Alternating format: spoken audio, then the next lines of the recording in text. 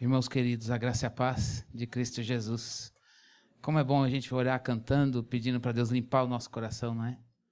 Essa liberdade que Jesus nos dá de a gente derramar o nosso coração e não esconder o nosso coração dele, mas poder derramar o nosso coração para ele. Essa é uma liberdade que a gente tem. Eu queria que a gente criasse sempre essa postura, pensasse nisso no momento em que a gente canta. A gente não apenas olhar a projeção, mas meditar naquilo que a gente está cantando. Porque o louvor, ele também é uma forma de proclamação da palavra de Deus.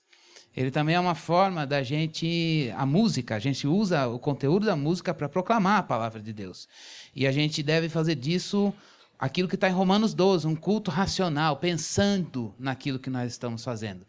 Na hora da música, na oração e também não diferente do momento da palavra. Quem estava na semana passada, eu disse uma coisa sobre este momento da palavra. E eu gostaria de repetir, porque é necessário a gente adequar a postura no momento em que a gente canta. Quando a gente canta para Deus, a gente está dizendo, Deus, eu sei que o Senhor está aqui. Mas na palavra é o momento a gente também dizer para Deus, eu estou aqui. E eu queria perguntar novamente para mim e para você, você está aqui? Seu coração está aqui? Sua cabeça está aqui? Nossa atenção está aqui? Deus está aqui. E a pergunta dele para mim e para você é se nós estamos aqui para ouvi-lo. E ele está comprometido com a obra dele, ele sempre esteve, porque ele é fiel a ele mesmo. Mas quando ele nos toca, ele também nos faz fiéis a ele. E é por causa disso que nós estamos aqui, por causa da fidelidade de Deus. Irmãos, eu tenho que confessar a vocês que este é um dia difícil, porque a gente faz pregação sequencial e nós chegamos num momento da Bíblia que tem uma coisa que ninguém gosta de ler, que é genealogia. Mas está na Bíblia. E a gente tem que pregar. Aí, essa semana eu soltei uma dessa na sala de aula, falei, domingo eu estava falando de genealogia, uma aluna falou assim, vai todo mundo dormir. Aí eu falei, acho que não, eu espero que não. Então eu espero chegar amanhã na sala de aula e dizer, gente, preguei sobre genealogia e ninguém dormiu. Brincadeira, eu convido você a abrir a palavra de Deus em Gênesis capítulo 4, versículo 17.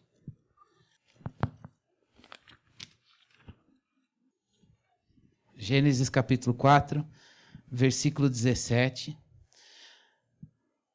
Nós vamos ler até o versículo 26. E o capítulo 5, do versículo 1 até o versículo 32, que é a genealogia estendida, eu vou usá-lo na semana que vem. Mas hoje já tem uma introdução dessa genealogia no texto que nós vamos ler. Então, Gênesis 4, do 17 até o 26. Todos encontraram? Então, a palavra de Deus nos diz assim, e coabitou Caim com a sua mulher, ela concebeu e deu à luz Enoque. Caim edificou uma cidade e lhe chamou Enoque, o nome do seu filho. A Enoque nasceu-lhe Irade, e Irade gerou a Meujael, e Meujael a Matusael, e Metusael a Lameque. Lameque tomou para si 2 esposas. O nome de uma era Ada, a outra se chamava Zilá. Ada deu à luz a Jabal. Este foi o pai dos que habitam em tendas e possuem gado. O nome do seu irmão era Jubal. Este foi o pai de todos os que tocam harpa e flauta. Zilá, por sua vez, deu à luz a Tubal-Caim, artífice de todo instrumento cortante, de bronze e de ferro. A irmã de Tubal-Caim foi Naamá. E disse Lameque às suas esposas, Ada e Zilá, ouvi-me, vós, mulheres de Lameque, escutai o que passo a dizer-vos. Matei um homem, porque ele me feriu, e um rapaz, porque me pisou. 7 vezes se tomará a vingança de Caim, de Lameque, porém 70 vezes 7. Tornou Adão a coabitar com a sua mulher, e ela deu à luz a um filho, a quem pôs o nome de Sete. Porque disse ela, Deus me concebeu outro descendente, em lugar de Abel, que Caim matou. A Sete nasceu-lhe também um filho, a qual pôs o nome de Enos. Daí se começou a invocar o nome do Senhor.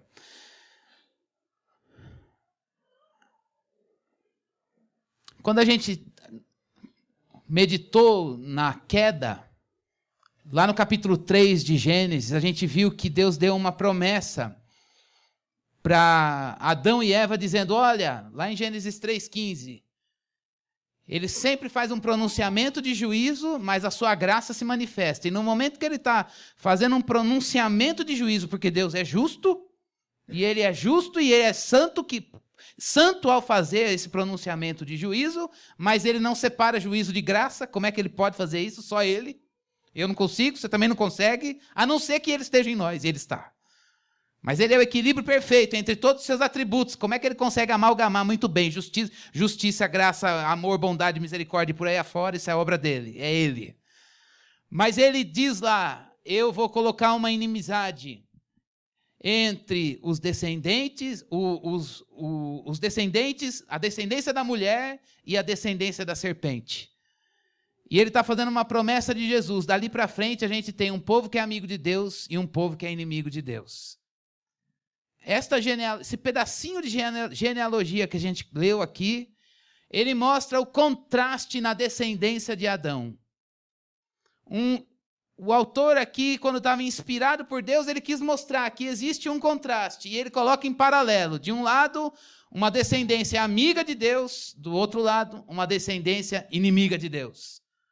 Essa inimizade contra Deus começou na queda, quando Satanás chegou para Eva e seduziu, fazendo ela desacreditar da palavra de Deus e ser incrédula com relação à palavra. Mas aqueles que são amigos de Deus são aqueles que dizem a palavra de Deus é a verdade, e porque ela é a verdade, pode ser uma loucura para mim, mas eu vou obedecer, porque Deus disse. Amigo de Deus, inimigo de Deus. Ouve a palavra, crê na palavra e obedece simplesmente porque é a palavra de Deus, descrê da palavra, zomba da palavra, não gosta da palavra, porque prefere seguir seu próprio entendimento. Esta genealogia, ela acentua este contraste. Traz algumas figuras. Uma mostrando o que é amizade com Deus e outra nos mostrando o que é inimizade com Deus. Uma mostrando o que é ouvir Deus e gostar de ouvir a palavra dele para obedecer e viver.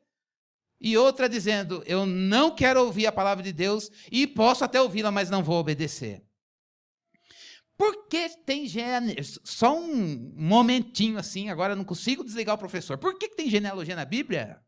Você podia dizer, poxa vida, a gente podia ler logo o que Deus falou com Moisés na sarça ardendo e Jesus que já chegou nascendo da virgem. Para que começar o Evangelho de Mateus com genealogia? Irmãos, a genealogia, entre tantas coisas, ela serve para mostrar a legitimidade de um indivíduo no seu ofício, seja ele bom ou seja ele mau. Se fez coisa boa, está certo e aparece. Se não fez, está certo também. Está certo no que de aparecer que não fez a coisa certa. E o pecado fica nomeado na genealogia. É olhar claramente e dizer, não creu na palavra. Não obedeceu à voz de Deus. Legal, esse foi fiel ao Senhor. Creu na palavra e obedeceu porque Deus disse. Esse sermão de hoje é simples. Nós temos duas lições. Uma de obediência, uma linhagem de obediência e uma linhagem de desobediência. Por que a gente tem que ouvir isso? Porque a gente precisa lembrar de verdades.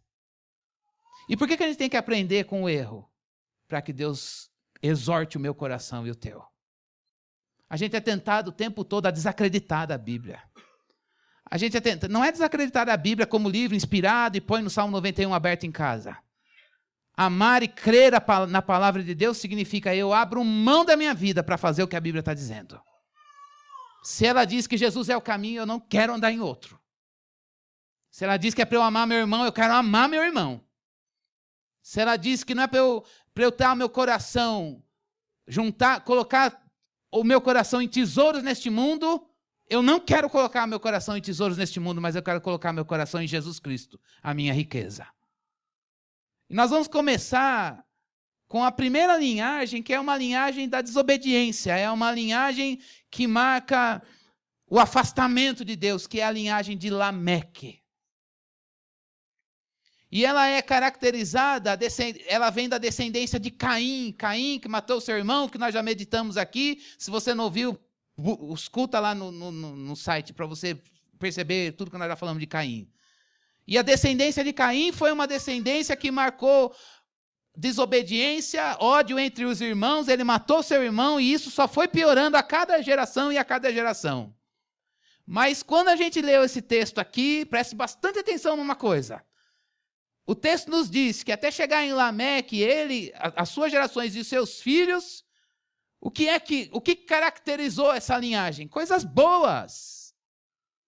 Coisas boas. A descendência dele foi marcada por um avanço cultural e tecnológico.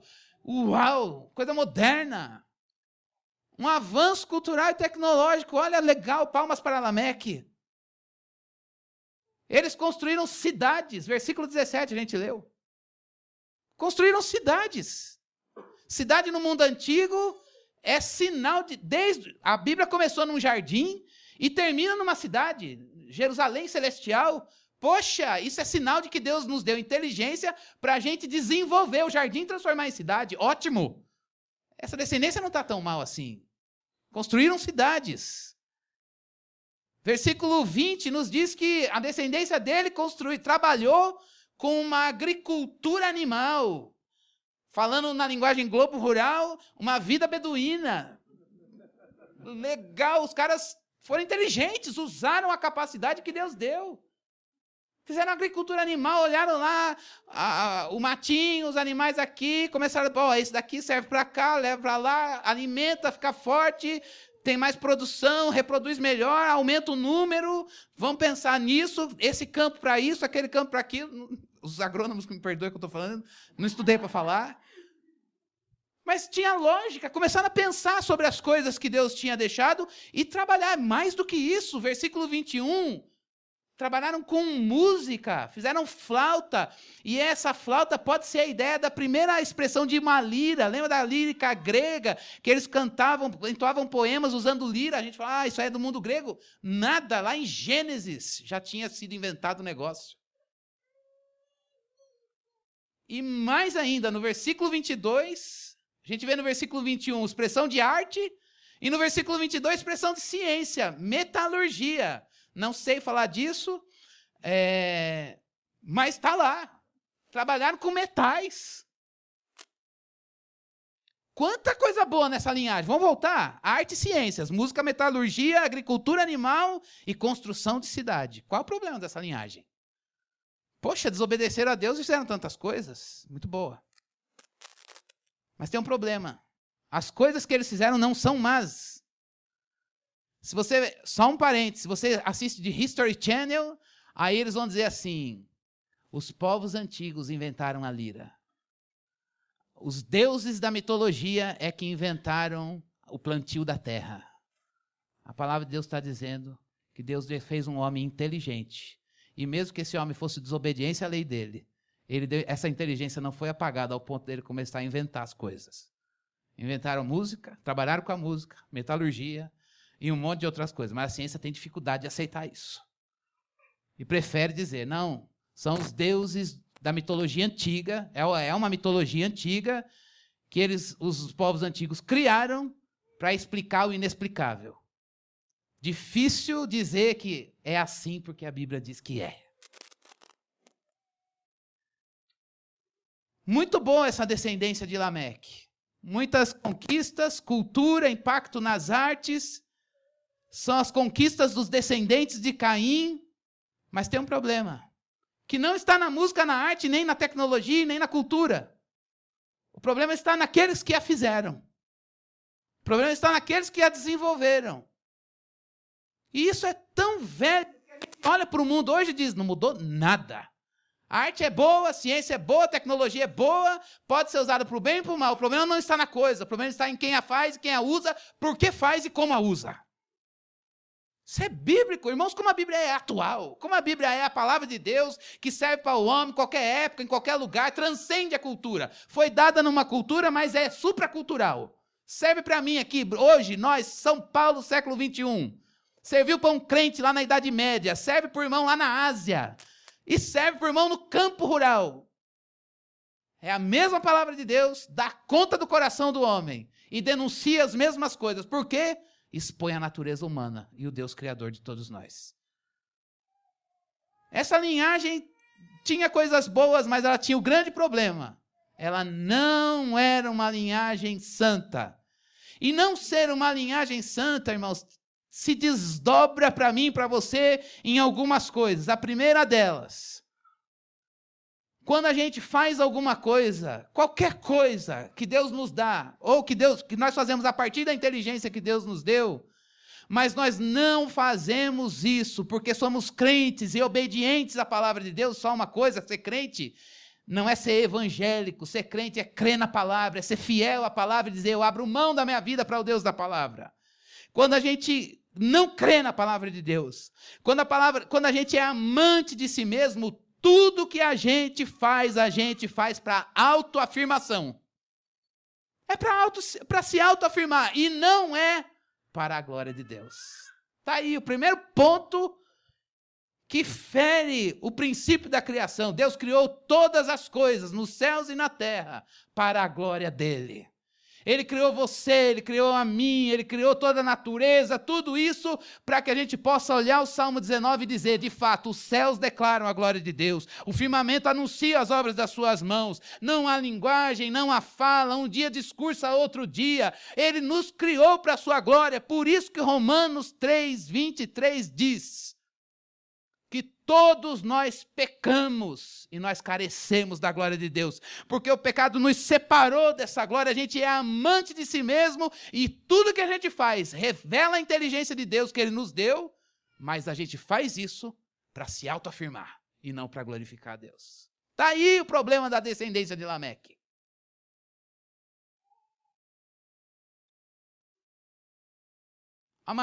A coisa mais horrível que a gente pode olhar no mundo é olhar qualquer coisa na cultura humana, qualquer coisa na inteligência do homem e dizer, uau, Deus é tão sábio, tão lindo, que criou o homem dessa maneira, e esse homem tem tanta inteligência, e ele usa tudo isso como um símbolo dele mesmo, um símbolo da sua cultura, do seu poder, do seu projeto, e não da grandeza de Deus.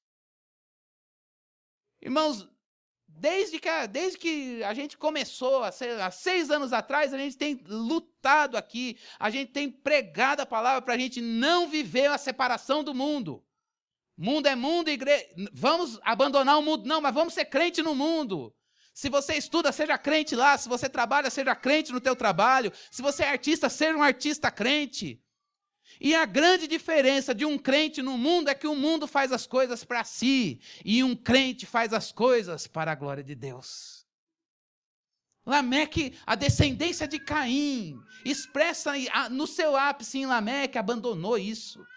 Fazia as coisas que Deus dava, mas para si mesmo.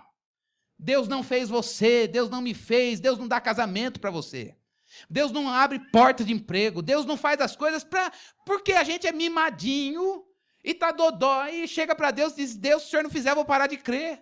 Deus é fiel a ele mesmo e ele abre as portas que ele quer abrir, eu estou falando bem devocionalmente, ele abre as portas que ele quer abrir para mim e para você, para que o nome dele seja louvado, irmãos. Não é para a gente se autoafirmar. O sentido na vida de um crente não é viver para si. O sentido da gente viver, da gente levantar, da gente dormir, da gente trabalhar, da gente ter filho, da gente viver em casamento, da gente viver, servir no ministério, fazer qualquer coisa, ter amigos. Tudo isso só tem sentido para nós quando a gente diz, Deus, isso aqui é para a tua glória. Você pode passar pelo vale da sombra da morte, mas se você sabe que aquilo que você está fazendo é para a glória de Deus, você diz, Deus, muito obrigado por esta prova. Deus, muito obrigado por esta luta, porque eu sei que isso daqui está glorificando Jesus Cristo na minha vida, não é para mim. E quando a gente também recebe alguma coisa que é imponente aos olhos dos homens, a gente diz, Deus, o Senhor deu, como Jó, e se o Senhor quiser, o Senhor pode pegar, porque eu vou sempre bem dizer o nome do Senhor. A minha vida não depende disso para ser feliz. Eu preciso porque eu estou aqui, eu sou um ser social, preciso ter família, trabalhar, ter sustento, mas o mantenedor da minha vida é Jesus. Quando a gente faz as coisas para nossa autoafirmação, A gente se apega tanto àquilo que a gente fez, irmãos, que acontece aquilo que caracterizou a linhagem de Caim até Lameque. Eu mato quem passar no meu caminho e tentar pôr a mão naquilo que é meu. É meu. É minha obra. É meu filho. É minha família. É meu emprego. Foi Deus que me deu. Ninguém toma. E aí a gente até espiritualiza. Nem o diabo pega. E irmão invejoso, eu oro e Deus vai atrás dele. É tudo para mim. É tudo meu. Aquele irmão quer pegar meu dom. Aquele lá que é meu lugar na igreja.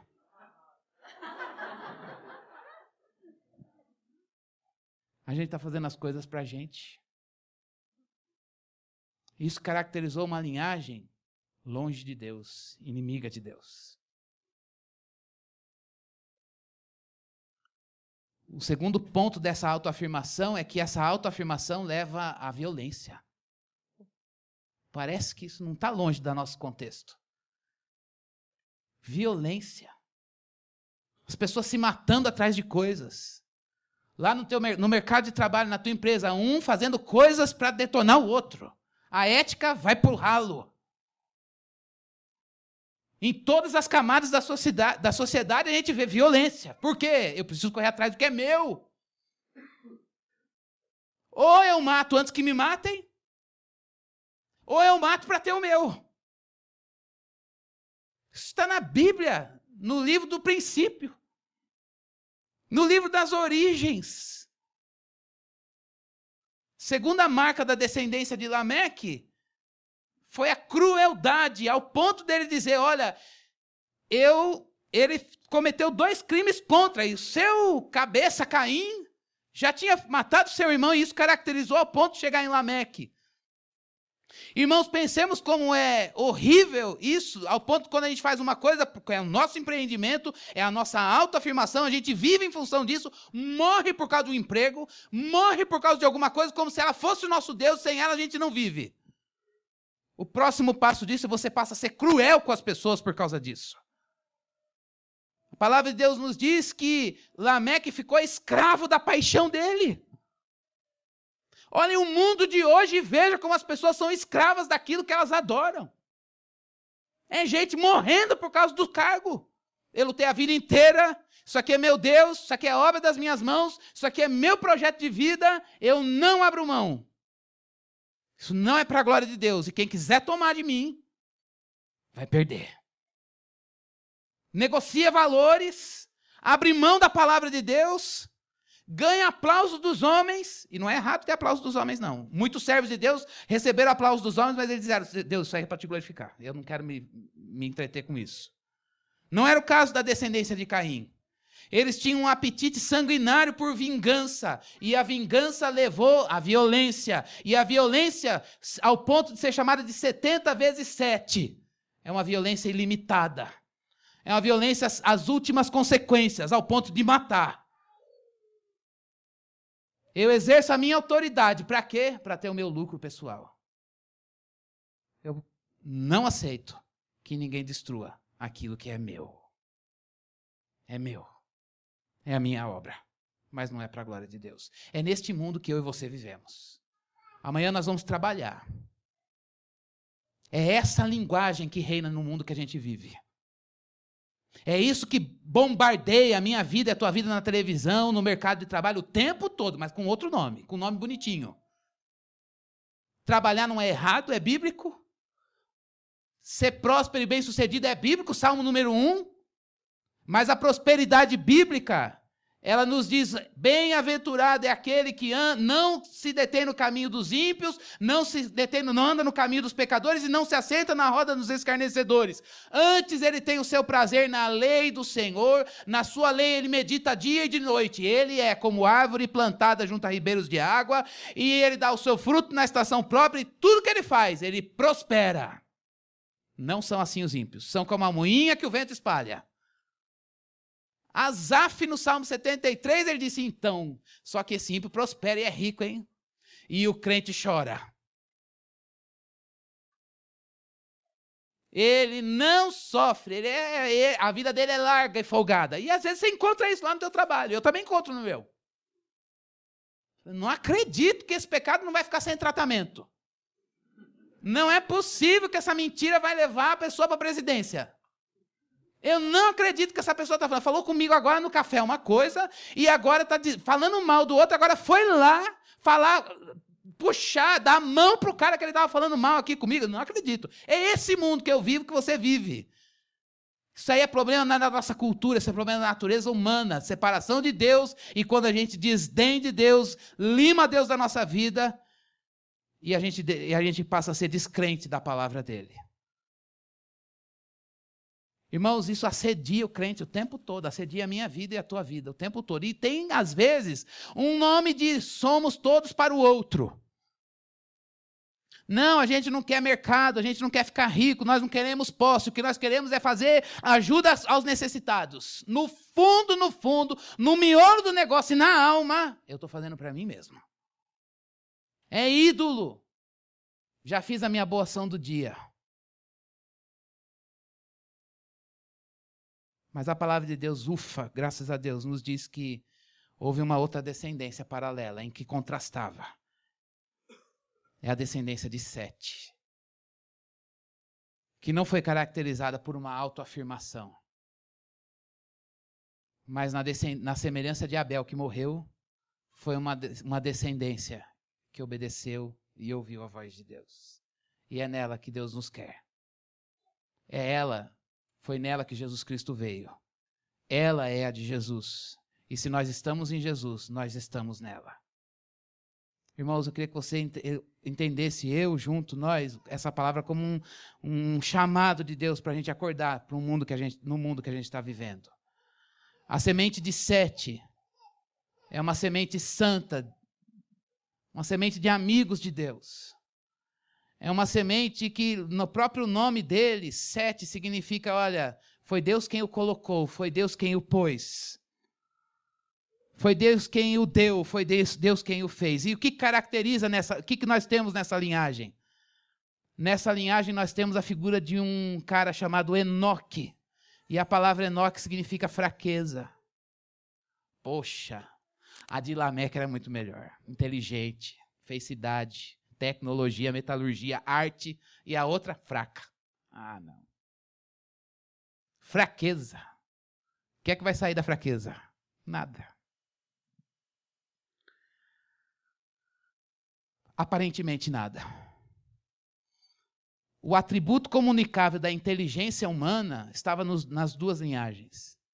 Mas a fraqueza de Enoque, na linhagem de Sete, na descendência de Adão, que vai chegar em Jesus e é amiga de Deus, essa descendência se expressa de duas formas. A primeira delas, toda pessoa que é fraca, porque sabe que é fraca, só sabe que é fraca na amizade com Deus, porque Deus é quem mostra essa fraqueza. Essa é uma experiência que todo crente tem. Essa é uma experiência que não enche igreja, mas essa é uma experiência que quando a gente conhece o Evangelho, a primeira coisa que a gente faz é dizer, puxa, que coisa linda que é Deus, mas que coisa horrível que sou eu. Nossa, mas que fortaleza que é Jesus, e que fraqueza sou eu para viver a vida dele. Que coisa maravilhosa é o coração dele, mas socorro, o meu é horrível.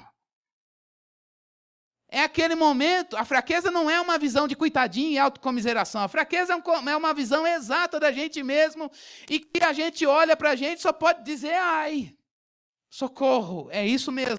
Ah, eu aprendi mais sobre mim e me entendi a partir do teu olhar. E a expressão do nosso olhar não pode ser outra, a não ser dizer isso para Deus. Deus, eu sei que eu sou fraco, mas o fraco se expressa em primeiro lugar. Eu não largo do Senhor.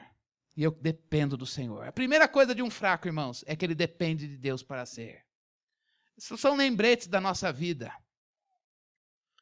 Se hoje eu e você, nós estamos aqui, a gente vive num mundo que tem tecnologia, que tem um monte de coisa, às vezes usada para a glória de Deus, mas a sua maioria não está centralizada em Cristo Jesus e não glorifica a Cristo e não serve a Deus e as pessoas, pois tenha certeza que Deus escolheu eu e você, e desde Gênesis, a palavra de Deus nos diz que nós somos fracos aqui no texto, Depois a palavra de Deus nos diz que Deus escolheu as coisas que não são para as confundir as que são, as coisas loucas para as confundir as sábias, as coisas que ninguém espera nada, e não é aquela coisa do crente alienado, que não tem contato com ninguém no mundo, não, é um crente inteligente, que tem mandato cultural, que cumpre seu mandato na cultura, que é bom funcionário, que é bom amigo, que é bom estudante, que é bom pai, boa mãe, bom filho, bom patrão, bom empregado, bom marido, boa mulher, é tudo, faz tudo que a Bíblia manda, mas ele sabe que isso não é um projeto de autoafirmação.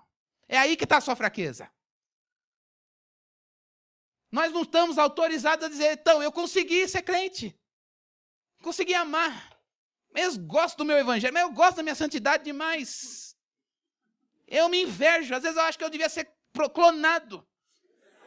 As pessoas deviam aprender mais comigo. Nunca um fraco vai dizer isso. Um fraco nunca vai se orgulhar do amor que sente. Um fraco nunca vai se orgulhar do pecado que resistiu. Um fraco nunca vai se orgulhar de uma bênção material que recebeu. Ele vai olhar todas as coisas da sua vida e vai dizer, isso aqui tem um autor, não sou eu. Nem homem nenhum. É Cristo Jesus. Veio dele e eu devolvo para ele em glória. O que eu sou? Um fraco servo. Agraciado porque ele deu isso para mim. O que eu quero fazer? Ser um mordomo fiel, cuidar bem. Mas para ele. Eu não quero perguntar, mas quantos de vocês pediram casamento para Deus? Eu pedi. Pedi com todas as forças. Com 15 anos eu falei, não, eu tenho que casar. Baixou a primeira descarga hormonal, eu falei, não, tem que... Nasci para casar. E quando ele deu um casamento, eu disse, uau, que delícia que é o casamento. E quando vem filho, mais ainda. Mas para quê, irmãos? E emprego, você pediu? Carreira. E Deus te deu. E ele dá mesmo, né? Vamos abrir o microfone? Quem quer contar uma bênção e um testemunho? Virão muitos. Mas para que tudo isso, irmãos? Onde está a glória de Deus nisso? Onde está a nossa fraqueza? A gente poder dizer, Deus, o Senhor me deu condições de estudar. O Senhor me deu inteligência para estudar. O Senhor abriu uma porta para que Cristo seja glorificado aqui. Eu estou num lugar corrupto. O mundo é corrupto. Eu estou num lugar de pessoas que fazem as coisas para sua autoafirmação. E eu tenho o desafio de, neste lugar, glorificar o nome de Jesus. Eu sou fraco. Você é fraco. O evangelho é de gente fraca. Igreja, fonte de Sicar. Aqui é lugar de gente fraca. A Bíblia é para os fracos. O mundo pensa que é forte. Mas Jesus escolheu os fracos. Porque os fracos dependem dele e glorificam a esse Deus. Um fraco, em segundo lugar, ele não se apropria do que é de Deus. Ele diz, não, isso é dele. Irmãos, isso é muito difícil. A gente gosta de pegar as coisas para nós. Ah, Deus, o Senhor me deu o João, eu não quero te dar, não. Nem vem com essa história de pedir para eu entregar meu filho, que eu não entrego. Ele é que me entrega para o Senhor quando eu ficar velho. Não vou dar meu filho para o Senhor. É assim, gente. Meu emprego, Deus, por favor. E aí quando a gente peca, Senhor, por favor, não, eu sei que eu pequei, não tira de mim, não tira de mim, não tira de mim. Irmãos, o fraco não pensa assim. Estando conosco ou não estando conosco, é de Deus, é dele, toma, é teu, eu não quero para mim. Eu sou teu mordomo. Isso é uma palavra que se apagou da vida cristã. Mordomia, a gente está aqui para servir a Deus, é dele a terra, você é dele, do Senhor são todas as coisas. O que é que eu faço? Eu sou um administrador fiel. Como que é para fazer? Me dá as ordens, vou cuidar direitinho, me capacita para fazer. Será que na fonte de Sicar hoje tem servos que estão ali, vamos trabalhar amanhã? Deus, esse emprego é teu. Eu sou teu mordomo aqui. Amanhã eu vou fazer a minha função com o meu filho. Mas ele é teu. Vamos pedir hoje, irmãos, para Deus desarraigar o nosso coração das coisas. E colocar o nosso coração em Jesus. E dizer, é teu, eu sou fraco, e eu não quero usar isso para minha autoafirmação. Não vou usar meu filho. A Tati disse uma coisa ontem no culto. Filho diploma. Estamos na natação, tira foto, todo mundo vê. Filho diploma, indo para a escola. Filho diploma, recebendo canudo. Emprego diploma, é tudo coisa diploma. Se Deus pôr na mão, perdi o sentido da vida. Irmãos, o sentido da vida é Jesus, o nosso Salvador é Jesus, Ele é a nossa vida. Por isso o fraco, olha como terminou o último versículo que a gente leu hoje. Então passou a se invocar o nome do Senhor. Ali começou a surgir petição, oração e louvor a Deus e não aos seres humanos. A linhagem de Sete, que é amiga de Deus e crê na Bíblia, dá louvor para Deus e não aos homens. Nem para si e nem para ninguém. Não se vende por um prato de lentilha, não. Eu não vou ficar perto do fulano que ele vai abrir a porta para mim. Eu não, se Deus quiser, eu vou ser fiel no meu trabalho. Eu vou fazer o que eu tenho que fazer. E eu estou feliz de ser próspero naquilo que eu faço, porque faço bem feito para a glória de Deus. Não vou dar louvor para os homens. Nem para mim, nem para ninguém. Mas só para Jesus. O fraco é tão fraco que sabe que não há nenhum outro homem forte que seja digno de louvor. Mas só Jesus Cristo. Irmãos, a palavra de Deus não é linda? A palavra de Deus não é saúde para o nosso coração? A palavra de Deus não é exata para a gente, ela chega com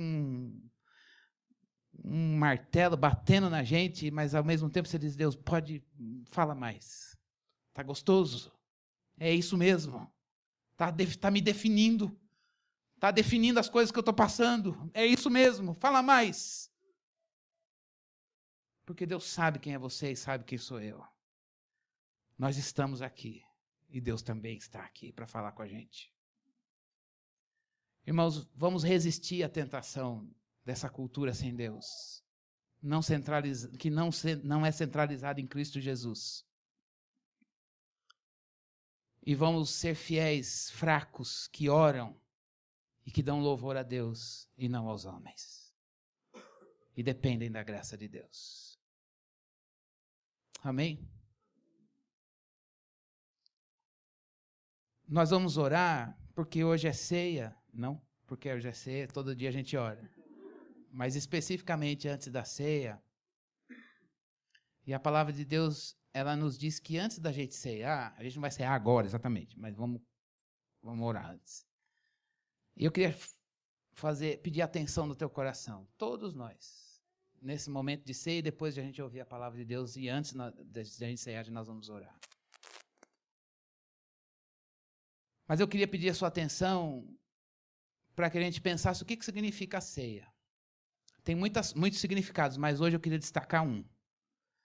Não sei se vocês já repararam, mas a gente tem as bandejas ali e a gente não se levanta, não só por uma questão de logística, porque não dá certo, né? Ia ser uma bagunça, mas o bonito da ceia é que tem sempre alguém que vai se levantar, vai pegar a bandeja e vai dar o pão e o cálice para você.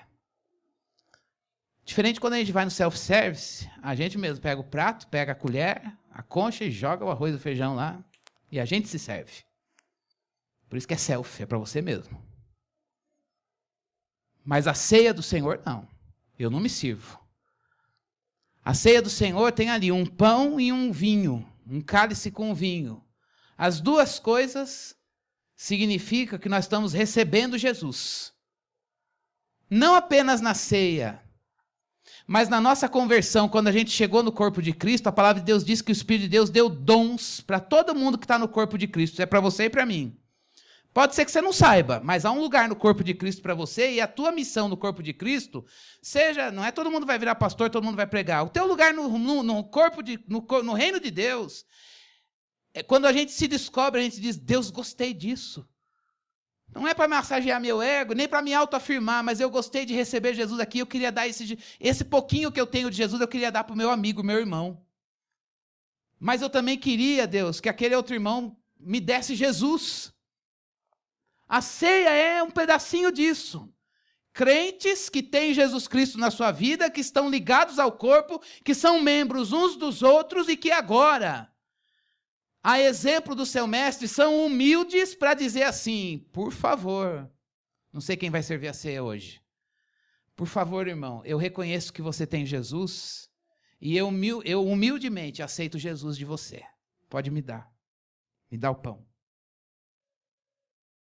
A ceia significa que eu aceito receber Jesus do meu irmão, porque eu aceito que Jesus Cristo está na vida dele e que Deus usa esse irmão para me abençoar. Por isso, irmãos, eu queria que hoje a gente pensasse, se pensasse aqui, eu queria com toda a nossa reverência, eu queria que a gente se pensasse, nunca a gente fez isso ainda, se pensasse enquanto igreja. A gente já se pensou como a gente vive no mundo, a gente já pensou como a gente se comporta com relação a Deus, a gente já pensou como a gente se comporta com relação a gente mesmo, mas hoje eu gostaria de fazer uma chamada para mim e para você, como a gente tem se comportado com relação ao nosso irmão. Qual é o lugar dele na nossa vida? O que aconteceu essa semana para você falar isso, pastor? Nada. No mês passado, nada. Por que você está falando? Porque a Bíblia manda. E a gente precisa ouvir. Se a ceia é, eu recebo Jesus do meu irmão, isso é uma atitude de humildade que o nosso Jesus Cristo tem a nos ensinar. Mas o oposto da humildade, irmãos, isso é para a gente se avaliar antes da gente participar, é o orgulho. E o orgulho, ele produz uma coisa horrível. Eu queria que a gente pensasse, você guardasse isso no teu coração. O orgulho produz autoabsorção, você se consome em você mesmo, você se basta, e desprezo pelos outros. Eu receber Jesus do Roberto, de jeito nenhum. Não gosto do cristianismo dele. Ele não tem Jesus para me dar. Não pega o pão que ele me dá. Queria receber do Tainã. A gente é amigo. Do Roberto, não.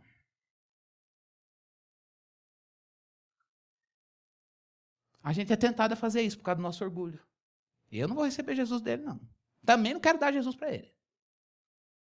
Fica lá naquele canto da fonte, eu fico aqui. Tranquilo. A gente não se toca. Eu não dou Jesus para ele, também não recebo. A humildade, diferentemente do orgulho, ela não está preocupada com a diferença ou alguma outra coisa. Ela está dizendo, Deus, eu estou louvando o Senhor pela tua majestade. Mas o orgulho, ele mostra o quê? A gente não está olhando para Deus, a gente está olhando para a gente. A gente se esquece que Deus está aqui. O humilde está dizendo, Deus, o Senhor é grandioso. O orgulhoso está dizendo, Deus, eu olho para ele, olho para mim, eu estou consumido em mim mesmo, me auto-absorvi. Olha a linhagem de Caim aí. E aí a gente se expressa isso, irmãos, em defesa e autojustiça. Amor por si mesmo, sem o amor de Deus. E aí a gente fala, os outros estão sempre errados.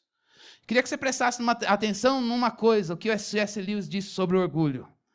Uma pessoa orgulhosa, ela está sempre andando com as pessoas e está sempre olhando para essas pessoas e as coisas de cima. O foco dela está sempre aqui. Eu estou aqui e estou olhando para ele. Só que ela não consegue olhar para cima e ver que Deus está acima dela. É isso que caracteriza. E agora o pior ainda do orgulho, gente. Foi pelo orgulho que o diabo tornou-se diabo. Foi pelo orgulho que o diabo tornou-se diabo. E é triste demais. Quando eu e você, a gente sucumbe ao orgulho e esquece da humildade, que é de Jesus. Que é Jesus. Irmãos, eu queria que você prestasse bastante atenção nisso, porque isso é um momento da gente se consertar. Porque se a gente segue o orgulho que é expresso e incitado em nós pelo diabo, a gente assume a postura do diabo com relação à igreja. E a Bíblia nos diz que o diabo ele passou a ser tentador do povo de Deus e depois que o povo caiu, ele passou a ser acusador dos santos. Não é? Vide Jó. Ele comparece na presença de Deus para acusar Jó. E todas as vezes que a gente olha algum irmão patinando na fé ou errante, a gente diz, morra, você é um errante, suma daqui. E a gente começa a falar mal, não é da fonte não, fica tranquilo, ninguém está falando mal da fonte. Não estou preocupado com a fonte Sicar, não. Mas a fonte, ela não é composta de CFB, a fonte não é composta de louvor, departamento, PG, TPM, são atividades e programas. A fonte, sabe quem é a fonte? É a pessoa que está do teu lado. É esse irmão aí, ó. Se ele não estiver aqui, eu não estiver aqui, todos nós somos. Acabou a Fonte Sicar, gente. Fonte Sicar é gente, é pessoa. É pessoalidade, somos nós. E se eu não gosto das pessoas, eu não gosto de fonte. Se eu não gosto de fonte, eu não gosto da igreja de Jesus. E quem não gosta da igreja de Jesus e é acusador da igreja é o diabo. A fonte tem erro? Um monte. A igreja de Jesus tem erro? Um monte. Mas no meio do erro, Deus levantou, sabe quem? Profetas. Que diz, gente, vamos voltar. Irmão, por favor, volta. Irmão, fica aqui. Eu queria que a gente pensasse na nossa cultura daqui para frente. Não, se ela existe, que a gente se intensifique. Mas se a gente tem a tendência de descartar pessoas, porque simplesmente a gente não vê Jesus nelas, ou elas não pensam como a gente, eu queria que a gente pensasse o quanto há de humildade nisso e o quanto há de orgulho na nossa postura. Cada um examine seu coração. Jesus morreu pela igreja. Jesus morreu por cada pessoa que está aqui. E eu não estou desautorizado a desprezar ninguém por quem Jesus morreu. Eu tenho que respeitar a obra de Deus na vida das pessoas. E você também. E Deus nos fez unidos, dependentes uns dos outros. Irmãos, nesse momento de ceia, que a gente possa dizer para Deus, eu aceito Jesus na vida dele. E eu aceito receber Jesus dele. Difícil para mim, mas eu sei que o Senhor quer dar do Senhor por meio dele. E muitas vezes Deus vai dizer para você, agora eu quero que você dê Jesus para ele. Ah, ele não. Ele não é digno. Ele não. Outra pessoa, ele não. Me manda para a China, mas não dou Jesus para ele. A gente faz isso, gente. Eu faço isso. Meu coração é assim. Vocês sabem que no começo da fonte eu não queria vocês, não. Eu não quero. Eu preferi ir para Roraima, mas não queria ficar aqui. Roraima, como se fosse top. Não, eu queria. Por quê? Porque eu dar para Jesus para ele, nem a pau. Orgulho, isso é voz do diabo, gente. Voz do diabo. E o diabo é sujo. E gosta de acusar crente. E ele nos tenta acusar crente. Falar mal de crente. Tem erro na igreja? Levante-se como profeta. Profeta é aquele que vai pro buraco junto com o povo. Mas vai falando a verdade e chamando o povo para o conserto. Irmão, eu estou com você até o fim. Eu não concordo com nada que você está fazendo. Você está errado no que você está fazendo. Se você rompeu com Jesus, eu não tenho o que fazer. Mas enquanto você for fraco, eu estou do teu lado. Dando uns tapas na tua orelha. Mas eu estou cheio de amor por você. Irmãos, é isso que caracteriza o corpo de Cristo. Esse é o momento de ceia. Se a gente gosta de Jesus, a gente gosta da igreja, porque Jesus não está separado da igreja. Se você está aqui hoje, eu amo Jesus, mas não quero pouco me lixando para as pessoas, eu quero te dizer que a gente precisa rever o nosso cristianismo. Rever o nosso cristianismo. Porque Jesus Cristo morreu por pessoas, e não por projeto. Ele não morreu pelo TPM. Ele não morreu pelo PG. Ele morreu por cada um de nós que estamos aqui. PG vai ficar aqui na terra. TPM vai ficar aqui. CFB... A gente precisa de palavra enquanto a gente está aqui. Lá no céu não vai ter nada disso. Vai ter as pessoas por quem Cristo morreu. E entre elas, nós. Eu queria que a gente examinasse o nosso coração. A linhagem de Caim foi aquela que matou o irmão. A linhagem de Caim foi aquela que destruiu os que eram seus. Mas a linhagem de Sete é aquela que era fraca e se uniu aos fracos. A palavra de Deus é clara para nós nesta noite. A linhagem de Caim é aquela que mata a obra, joga fora pessoas porque feriu o meu projeto. Meu projeto de crente. Meu projeto de igreja. Meu projeto de ministério. Meu projeto de trabalho. É meu irmão em Cristo, mas primeiro o meu projeto. Eu estou dizendo isso, irmãos, do fundo do meu coração, porque a palavra de Deus ela é exata para nós e ela tem que ser dita claramente. Para a gente dizer, meu Deus, socorro. O que eu estou fazendo da minha vida? O que é que eu estou fazendo com a igreja? O que eu estou fazendo com as pessoas? O que eu estou fazendo com o talento que o Senhor me deu? Para que eu trabalho? Por que eu quero tanta coisa? Qual é o lugar das coisas que o Senhor me deu e das pessoas por quem o Senhor colocou no meu caminho, me colocou no caminho dessas pessoas no teu corpo? Qual é a razão disso tudo? Tudo isso tem que ser para a glória de Deus. Vamos orar?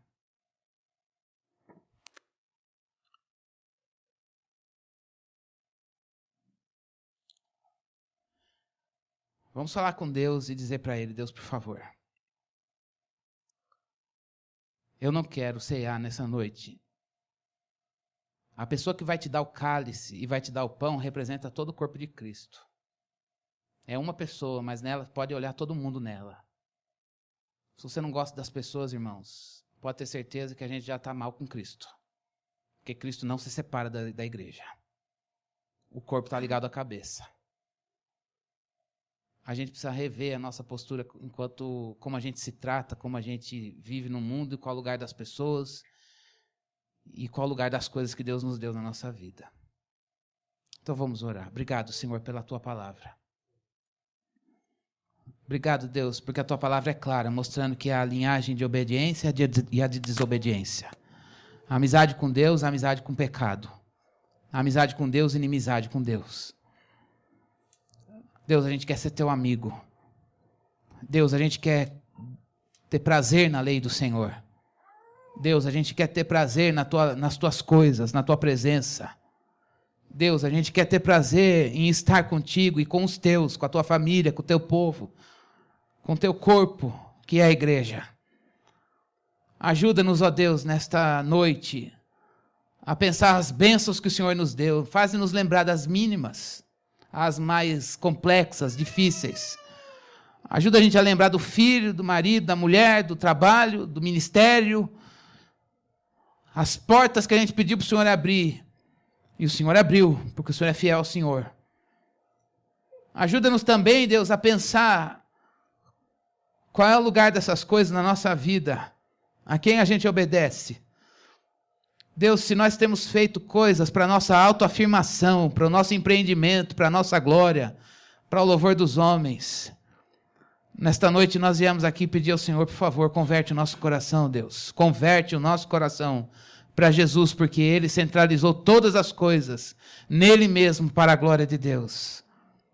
Deus, o nosso casamento é para Te glorificar. Nossos filhos são para a Tua glória. Nossa carreira, emprego, trabalho é para a glória de Jesus. A gente não precisa ser rico para testemunhar e glorificar Cristo, Deus. Mas nós somos prósperos e bem-sucedidos naquilo que o Senhor nos colocou, como o Senhor nos colocou, onde o Senhor nos colocou. Dá-nos um coração de servo, Deus. Dá-nos uma postura de mordomia, de dizer, é Teu. E eu quero cuidar como sendo Teu. Dá-nos gratidão pelas bênçãos. Tira a murmuração das coisas que o Senhor deu, e porque elas viraram projetos nossos, hoje elas nos dão problema, passaram a ser os nossos problemas. A gente está estressado por causa das coisas que são nossos projetos. Ajuda-nos a dizer, é Teu, é para a Tua glória. E eu Te agradeço porque o Senhor me fez um mordomo para cuidar disso. Deus, que a gente não se aproprie das coisas, que a gente não se aproprie, Senhor Deus, das coisas que são Tuas e use para o nosso próprio benefício, mas a gente saiba depositar o pé da cruz e dizer, toma Jesus, é Teu. Converte o nosso coração para a gente entregar. Converte o nosso coração para a gente entregar o nosso casamento ao pé da cruz. Converte o nosso coração, Senhor Deus, para a gente entregar nosso ministério ao pé da cruz. Converte o nosso coração para a gente entregar a nossa vida aos pés da cruz. Converte o nosso coração para a gente entregar nossos filhos para Jesus. Deus, tira as raízes do nosso coração nas coisas que a gente se apegou, que tomaram Teu lugar na nossa vida. Deus, tira o orgulho do nosso coração pelas coisas que a gente diz foi feitura minha, é obra das minhas mãos. Deus, por favor, faz a gente se humilhar hoje na Tua presença, humilha a gente, Deus. Quebranta o nosso coração, humilha a gente, Deus. Vem visitar esta igreja, visita esta vinha. Como o salmista orou, Deus, faz resplandecer o Teu rosto sobre nós. Que a face de Cristo seja vista em tudo aquilo que nós somos.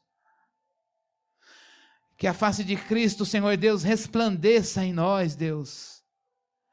Que a glória de Deus seja vista, Senhor Deus, quando a gente se levantar, viver.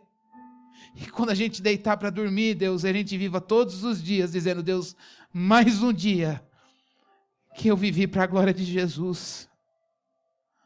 Deus, que os homens olhem as nossas obras e digam, uau, é para a glória de Deus.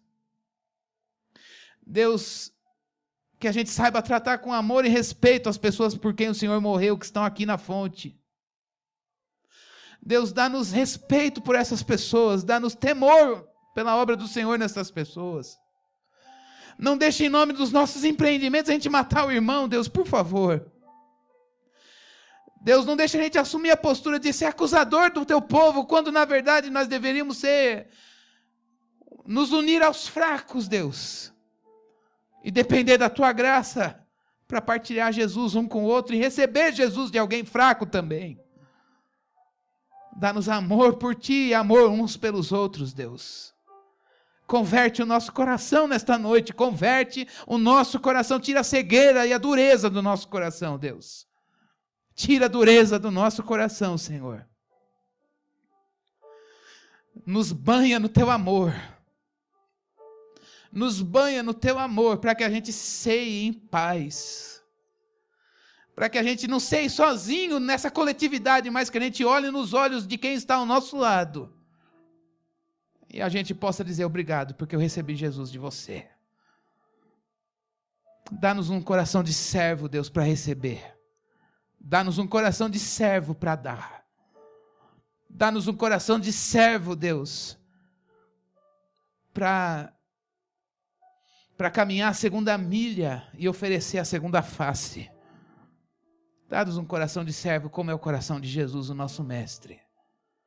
Mestre Jesus, perdoa nossos pecados, perdoa as nossas fraquezas, as nossas limitações, perdoa a nossa soberba, perdoa a nossa incredulidade, perdoa a nossa ansiedade quando ela não nos torna dependentes do Senhor.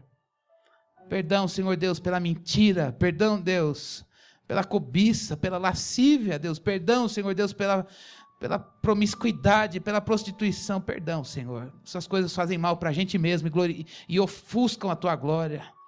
A gente fere as pessoas que o Senhor colocou no nosso caminho por causa do pecado.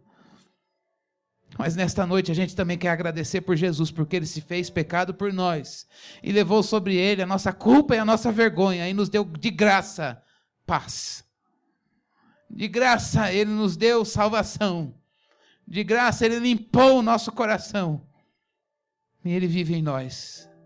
Jesus, o Senhor é a nossa segurança, a fonte da nossa alegria. Obrigado, Jesus, porque o Senhor está aqui. E nós também queremos dizer para o Senhor, nós também estamos aqui.